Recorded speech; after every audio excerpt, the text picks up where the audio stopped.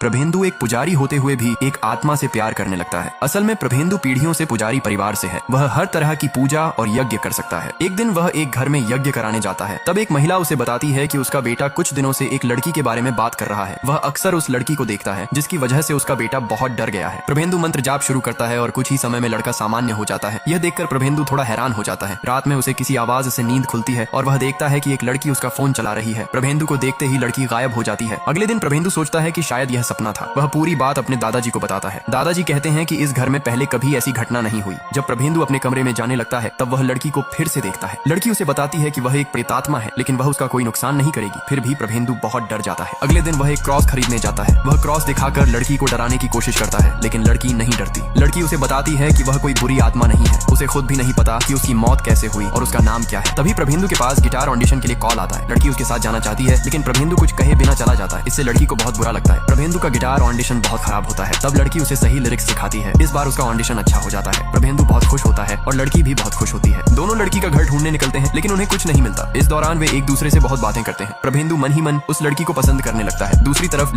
प्रभेंदु की दोस्ती एक प्रेतात्मा से हो जाती है, जिसे सिर्फ वही देख सकता था। जब भी कोई और उसके आसपास आता वह गायब हो जाती। प्रभेंदु उसे प्यार से डिलेलू बुलाता था और डिलेलू भी इस नाम से खुश थी, क्योंकि अपनी मौत के बाद उसे अपना असली नाम तक याद नहीं था। एक दिन प्रभेंदु सोचता है कि वे दोनों कहीं घूमने जाएंगे। तभी डिलेलू उसे मुंबई चलने के लिए कहती है। प्रभेंदु पूछता है कि आखिर मुंबई क्यों? तब डिलेलू उसे समझाती है कि वहाँ उसका गिटार ऑडिशन भी हो जाएगा और घूमना भी। उसकी बात मानकर प्रभेंदु और डिलेलू प्लेन से मुंबई के लिए निकल पड़ते हैं। मुंबई में ऑडिशन के दौरान प्रभेंदु की मुलाकात साध्या नाम की एक लड़की से होती है। ऑडिशन खत्म होने के बाद जब प्रभेंदु वापस लौट रहा होता है तब प्लेन में साध्या उसे अपने पास बैठने के लिए बुलाती है। डिलेलू भी प्रभेंदु को जाने के लिए कहती है। पूरे सफर में साध्या और प्रभेंदु बातें करते रहते हैं, जबकि डिलेलू चुपचाप अकेली बैठी उन्हें देखती रहती है। घर लौटने के बाद प्रभेंदु को पता चलता है कि साध्या ने उसे अपनी दोस्त की शादी में इनवाइट किया है। डिलेलू वहां जाने के लिए कहती है। पहले प्रभेंदु मना करता है, लेकिन बाद में उसकी बात मान जाता है। शादी में पहुंचते ही साध्या आकर प्रभेंदु को गले लगा लेती है और ये देखकर डिलेलू के दिल को बहुत चोट पहुंचती है। बाद में कार में बैठकर डिलेलू अपने दिल की बात कह देती है। वह प्रभेंदु से कहती है कि वह उससे प्यार करने लगी है। यह सुनकर प्रभेंदु हैरान रह जाता है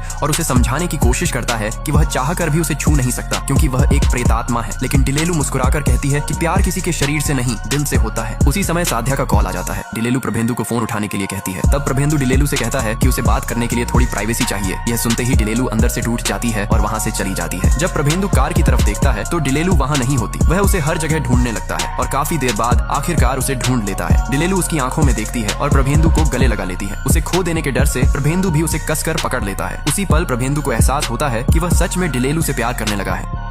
के बाद प्रभेंदु उसके अतीत के बारे में जान पाता है। असल में डिलेलू के माता पिता उससे बहुत प्यार करते थे। वे उसके दोस्तों की तरह थे। एक दिन डिलेलू उन्हें बताती है कि वह एक लड़के से प्यार करती है। डिलेलू की माँ उस लड़के से मिलना चाहती है।